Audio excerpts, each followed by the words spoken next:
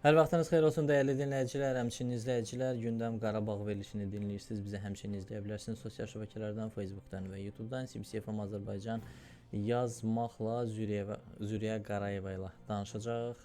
Politoloq və Azərbaycan-Ermənistan münasibətlərindən söz açacağıq və Qəbələdə keçirilən görüşü xatırlayacağıq. Ümumiyyətlə hansı mesajlar verildi, necə oldu, nətər oldu, Ermənistan mətbuatı bundan nə yazır, Ermənistan ictimaiyyəti buna nə deyir və Azərbaycan ümumiyyətlə dünya ictimaiyyətində bu necə qəbul olundu və daha sonra dünən bir xəbər oxudum ki, Ermənistan parlamentinin sədri Dalin Simonyan İstanbulda keçiriləcək parlamentlər arası birliyin 152-ci assambleyasında iştirak edəcək və Sahibə xanım Qafarova ilə Milli Məclisin sədri Sahibə xanım Qafarova ilə də görüş planlaşdırılır. Züriyə xanım, hər vaxtınız xeyir. Hər vaxtınız xeyir olsun, xoş eşitdik. Qarşılıqlıdır. Ümumiyyətlə istəyərdik ki, elə bu münasibətlərdən danışaq, hansı templə inkişaf davam eləyir və İstanbuldan istəyərdik ki, elə yeni xəbər olaraq İstanbuldan birinci danışaq, daha sonra artıq Qəbələdəki görüşü xatırlayarıq. Ümumiyyətlə parlamentlərin sədrlərinin görüşündə nələr müzakirə ediləcək? Çünki Şalva Papaşvili ilə də görüş olacaq. Gürcüstanın parlament sədrinin Alen Simonyanla çox güman ki, Sahibə xanımın da orada görüşü olacaq. Ümumiyyətlə regiona bu nə verəcək bu görüşlər? İstanbulda özdə keçirilən görüş. Bəli, təşəkkür edirəm. Önəmli bir mövzudur. Yenə də sizinlə haqqında bəhs edirik. Təbii ki, artıq sülh gündəliyi tamamilə formalaşdırılıb. Çox ciddi bir mərhələni biz qət etməyi bacarmışıq və bu elə bir gündəlikdir ki, yalnız Azərbaycan və Ermənistan münasibətlərini də əhatə etmir. Eyni zamanda bütövlükdə deyərdim ki, regionun taleyini həll edəcək bir məsələdir və o baxımdan da elə hər üç dövlətin liderlərinin, yəni daha doğrusu parlament rəhbərlərinin görüşünün bu şəkildə keçirilməsi və belə bir zamanda keçirilməsi hesab etmək olar ki, heç də təsadüfi deyil və təbii ki, biz hər zaman danışanda vurğulayırdıq ki, yalnız prezidentlər, yəni dövlət başçıları səviyyəsində və yaxud Ermənistan tərəfindən baş nazir səviyyəsində bu belə desək görüşlərə yalnız ehtiyac yoxdur. Eyni zamanda, yəni nə baxımdan, yəni sadəcə onların işi kimi bunu dəyərləndirmək əlbəttə ki, yanlış olardı və paralel olaraq vətəndaş cəmiyyətləri, institutları da, parlament diplomatiyası da, xalq diplomatiyası da burada mütləq şəkildə rol oynamalıdır. O baxımdan da mən hesab edirəm ki, bu da həmin prosesin bir davamıdır. Yəni artıq dövlət başçılarının başlatdığı bir proses bugün parlament diplomatiyası ilə, xalq diplomatiyası ilə artıq davam etmiş olur. Yeri gəlmişkən xalq diplomatiyası demişkən də müxtəlif QHT nümayəndələri və vətəndaş cəmiyyəti strukturlarının nümayəndələrinin də qarşılıqlı səfərləri oldu, xatırlayırsınızsa.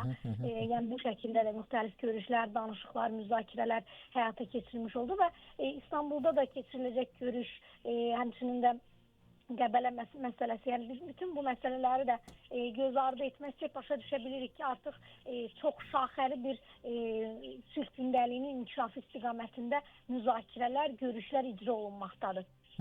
Və Qəbələdə keçirilən görüş çox maraqlı idi. Biz orada iştirak edən şəxslərlə də, yəni Azərbaycan tərəfdən iştirak edən şəxslərlə söhbət edəndə onlar inkişafın olduğunu dedi. Çünki dedilər ki, birinci görüşlə dördüncü görüş arasında çox böyük bir fərq var idi. Biz artıq bir-birimizə başa düşürük.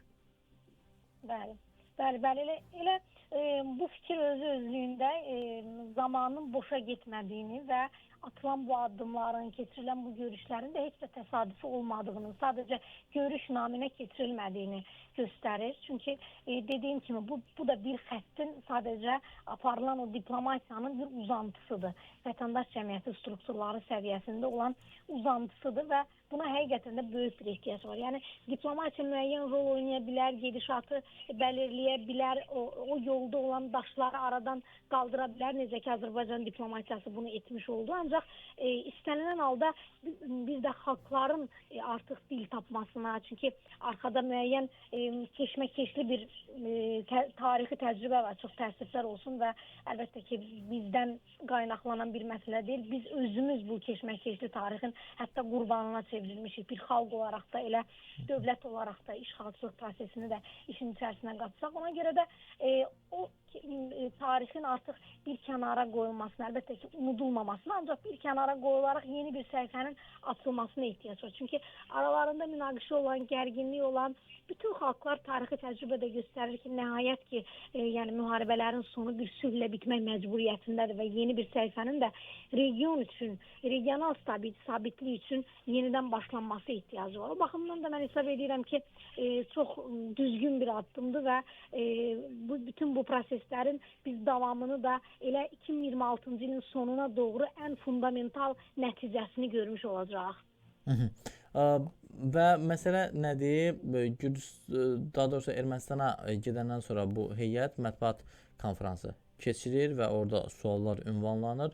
Onlar da eyni istiqamətdə cavab verirlər. Onlar da artıq sülhü dəstəklədiyini deyirlər və bir məsələni də xüsusi diqqət yetirmək olar ki, bu görüşlərdə Ermənistan tərəfinin dilə gətirdiyi və o görüşdə söhbət olunduğu bir məqam var ki, deyir Ermənistanda sülhü dəstəkləyən insan çoxdur, amma dilə gətirən azdır. Sizcə? Bəli, bu da maraqlıdır. Bəli. Yəni bu istiqamətdə. Bunu dilə gətirmək həmişə ümumiyyətlə dövlət səviyyəsində də ki, artıq bir daha təsdiqini tapır ki, hətta cəmiyyət səviyyəsində də dilə gətirmək məsələsi mövcuddur. Ancaq təbii ki, önəmli olan onu reallaşdırmaqdır. Təəssüflər olsun ki, bizim bu sülh quruculuğu prosesində zamanın gecikməyinin də əsas səbəbi məhz qarşı tərəfin bax belə bir ritorikasının olaraq, həm də dövlət olaraq, həm xalq olaraq belə bir xislətin mövcud olması ilə bağlıdır ki, sadəcə sözdə müəyyən şeylər olur bəzən, amma realda bunu reallaşdırmamağın şahidi ola bilirik. O baxımdan da mən hesab edirəm ki, burada mütləq şəkildə dövlətimizin də rolu bariz şəkildə göstərilməlidir, vurğulanmalıdır. Çünki onları sözdən praktikaya keçirən məhz Azərbaycan dövləti olub. Bu məqamı qəti şəkildə unutmaq olmaz. Və düşünürəm ki, bu məsələ diplomatiyada öz sözünü dediyi kimi, yəni ən azından paraflanmış sənədə artıq biz imzalamışıqsa bu bunun əsas təzahürlərindən biridir. Diplomatiya çevirdiyimiz kimi artıq cəmiyyətlər arası məsələdə də, cəmiyyətlərin xalq diplomatiyasında da, yəni bir sözlə biz bunun şahidi ola bilərik. Yəni hesab edirəm ki, onların özləri tərəfindən də bunun dilə gətirilməsi əslində yaxşı bir addımdır, uğurlu bir addımdır və artıq həmin strukturlar cəmiyyətə təlqin etməyə başlayıblar. Cəmiyyətin, belə desək, uzun illərdə o pozulmağa çalışılmış təfəkkürün artıq təmizləməyə, düzəltməyə başlayırlar. Fikirlərində redaktələr etməyə başlayırlar. O baxımdan da məncə çox önəmlidir bütün bu proseslər. Və təbii ki, qarşıda Paşinyanın və Rusiya prezidenti Vladimir Putinin daha bir görüşü olacaq və ondan qabaq Avropa liderləri və böyük təşkilatların rəhbərləri Ermənistanda görüşəcək və bütün bu proseslər hamısı seçki öncəsinə qədər başlayacaq. Sizcə bu görüşlər, bu böyük tədbirlərdən sonra Ermənistan əhalisi kimə səs verəcək? Və yaxud da Paşinyanın fikri necə olacaq, nə dəyişəcək? Yəni seçki sonrası proses üçün siz bunu soruşursunuz, yoxsa? Elə seçki öncəsi prosesdən əhali kimə səs verəcək? Və Paşinyan burada nəyi dəyişəcək, nəyə qərar verəcək, necə olacaq bu görüşlər? Ümumiyyətlə seçki öncəsi bilirik ki, mütəmadi sorğular keçirilir müxtəlif sorğu şirkətləri tərəfindən, yəni yerli və xarici sorğu şirkətləri tərəfindən və Paşinyanın mənsub olduğu mülki müqavilə, yəni vətəndaş müqaviləsi partiyası hal-hazırda nisbətən üstünlükdədir. Yəni böyük bir fərqlə olmasa da digər partiyalarda mübarizə aparan seçki uğrunda, parlament seçkiləri uğrunda mübarizə aparan digər partiyalardan fundamental bir üstünlük mövcud olmasa da ancaq müəyyən üstünlüyü qoruyub saxlamağı bacarıb və bu mənada da və proseslərin də gedişatından artıq Paşinyanın müəyyən məsələlərdə həqiqətən də diplomatiya baxımından da uğurlu gedişlər etdiyini də nəzərə alsaq. Yəni uğurlu gediş ən azından odur ki, artıq Bakının əlini sıxmağı bacarır Paşinyan, reallıqları dərk etməyi bacarır və anlayır və eyni zamanda cəmiyyətə də anladır ki, bizim bu prosesləri yəni sülh gündəliyini qəbul etməməyimiz bizim bir dövlət olaraq varlığımızın artıq silinməsi ilə nəticələnə bilər və bu yolda da uğurlu addımlar atmaqdadır. Belə bir yanaşmanı artıq erməni cəmiyyətində formalaşdırmaqdadır. Yəni bütün bu məqamları da göz ardı etməsək, mən hesab edirəm ki, həqiqətən də bu partiyanın da elə Paşinyan başda olmaqla parlament seçkilərində növbəti qələbəyə imza atması şansı daha böyükdür. Düzdür, regionda vəziyyət olduqca qarışıqdır. Rusiyanın təsir imkanları hal-hazırda daha da güclənib. Çünki nəzərə almaq lazımdır ki, o paraflanmış sənəd də Amerika Birləşmiş Ştatlarının bir növ belə desək vasitəsilə imzalandı. Düzdür, ora qədər biz bütün imkanlarımızı səfərbər etmişdik, o vəziyyəti özümüz yetişdirmişdik. Ancaq bir platforma olaraq Vaşinqton uğurlu bir platformaya çevrilməyi bacardı və Zəngəzur dəhlizi məsələsində də Amerika Birləşmiş Ştatlarının regionda ciddi bir varlığı məsələsi artıq gündəmə gəlmiş oldu.